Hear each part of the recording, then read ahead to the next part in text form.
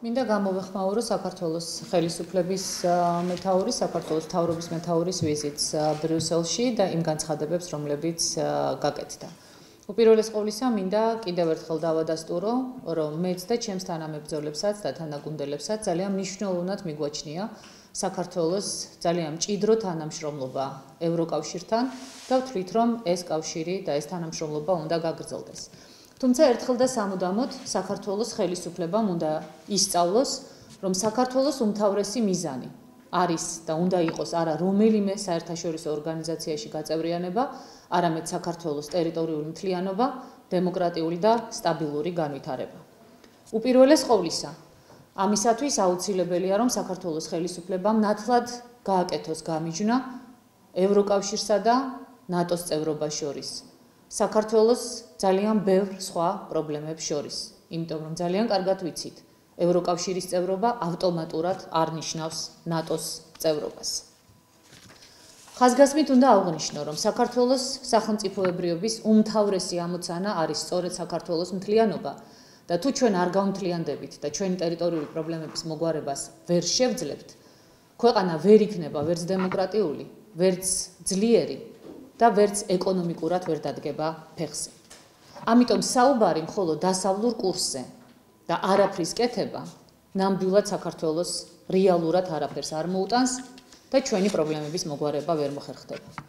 ბატონი ღარიბაშვილის განცხადება იმასთან დაკავშირებით, რომ უკრაინაში მიმდინარე მოვლენები არის 2008 წლის აგვისტოს ომის გაგრძელება, არის პირდაპირი გამეორება იმისა, რასაც ამბობს მიხეილ სააკაშვილი და პრაქტიკულად სააკაშვილის პოლიტიკის და სააკაშვილის ქმედებების გათეთრება იმ ქმედებების, რომელმაც 2008 წლის კატასტროფა მოიტანა.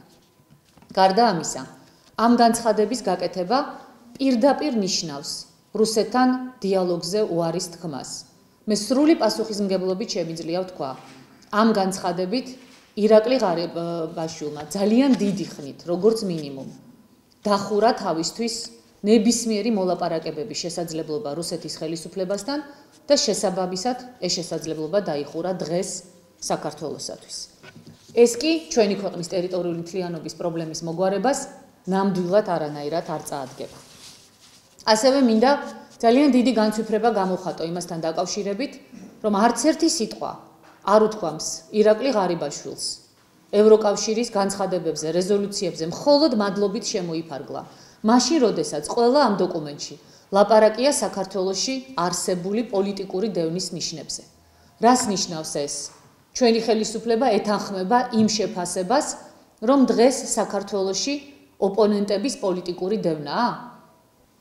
რატომ ვერ ახერხებს ჩვენი დღევანდელი ხელისუფლება იმის ახსნას, რომ პოლიტიკური დევნა საქართველოში იყო მაშინ, როდესაც უამრავი უდანაშაულო ადამიანი აღმოჩნდა ცრუ ბრალდებებით ციხეში.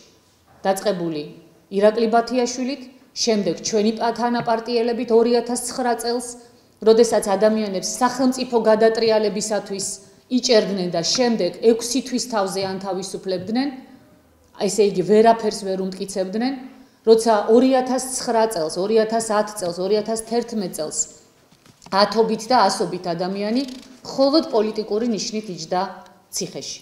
ჩვენ ამას ვერ უხსნით, უпростоრად ჩვენი ხელისუფლება ვერ უხსნის ან არ უხსნის ევროპის და დასავლეთის ხელმძღვანელებს და შემოიფარგლება მონური მადლობით იმ განცხადებებით, სადაც ლაპარაკია სწორედ რომ პოლიტიკურ დევნაზე.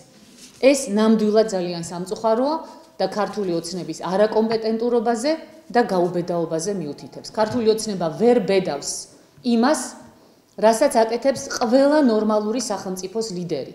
თუნდაც იმ ტიპის განცხადების გაკეთებას, როგორიც გააკეთა საფრანგეთის პრეზიდენტმა, რომელმაც თქვა, რომ ნებისმიერ გადაწყვეტილებას ის მიიღებს არა მსოფლიო კონიუნქტურიდან გამომდინარე, არამედ საფრანგეთის მისი სახელმწიფოს ინტერესებიდან გამომდინარე. ჩვენი ხელისუფლება განცხადებებს აკეთებს არა საქართველოს ინტერესებიდან გამომდინარე, არამედ საქართველოს მეგობარი მოკავშირე სახელმწიფოების ინტერესებიდან გამომდინარე. რა თქმა უნდა, ჩვენ უნდა გავითვალისწინოთ ჩვენი მეგობრების ინტერესებიც, მაგრამ პირველ ეტაპზე პირველ ადგილზე, პირველ პლანზე ყოველთვის საქართველოს სახელმწიფო ინტერესები უნდა იყოს, რასაც მე სამწუხაროდ ნამდვილად ვერ ვხედავ. დღეს საქართველოს ხელისუფლება ეჯიბრება ნაციონალურ მოძრაობას იმაში, რომ კიდევ უფრო მაღლა აწიოს ევროატლანტიკური დროშა და კიდევ უფრო მეტი მკვეთრი შეფასებები მისცეს რუსეთის ქმედებებს უკრაინაში. ადეკვატური შეფასებებია ბატონებო საჭირო და ისეთი შეფასებები, რომელიც ჩვენ არ დაგვიხურავს ელემენტარული მოლაპარაკებების შესაძლებლობას. რეალურად გამოიხატა ხელისუფლების მხრიდან მხოლოდ და მხოლოდ შეშფოთება იმ ხელშეკრულებასთან დაკავშირებით, რომელიც სავარაუდოდ უნდა დაიდოს რუსეთსა და აფხაზეთს შორის. მე გავაკეთე განცხადება და გავაფრთხილე საქართველოს ხელისუფლება, რომ მუდმივი ძახილი ნატოს საწვრთნელი ბაზის ან ნატოს ცენტრის საქართველოში განლაგებასთან დაკავშირებით აუცილებლად გამოიწვევდა მწვავე რეაგირებას რუსეთის მხრიდან და ეს რეაგირება იყო სწორედ ხელშეკრულების შეთავაზება აფხაზეთისათვის. დღეს ნაცვლად იმისა, რომ საქართველოს ხელისუფლება ელაპარაკებოდეს რუსეთის ხელისუფლებას, ელაპარაკებოდეს აფხაზებს და ოსებს, მათთან აგვარებდეს პრობლემას, რომ მსგავსი ხელშეკრულების გაფორმება არ მოხდეს, ამის ნაცვლად ჩვენ პატარა ბავშვებივით ჩავდივართ ბრიუსელში და შევჩივლებთ იქ მომუშავე უმაღლესი თანამდებობის პირებს ამ ხელშეკრულებების ავკარგიანობასთან დაკავშირებით. როცა ნატოს გენერალურ მდივანს შესჩივლა ბატონმა პრემიერ-მინისტრმა ამ ხელშეკრულების უარყოფით შედეგებთან დაკავშირებით, მოსალოდნელ უარყოფით შედეგებთან დაკავშირებით, მე მინდა პრემიერ-მინისტრს ვკითხო, ბატონო პრემიერ-მინისტრო, ან აფხაზებს, ან რუსეთის ხელისუფლებას დაელაპარაკეთ ამ ხელშეკრულებაზე? რამეს სცადეთ ორმხრივი მოლაპარაკებების დაწყება, რომ ამ ხელშეკრულების ინტენსიფიკაცია არ მოხდეს?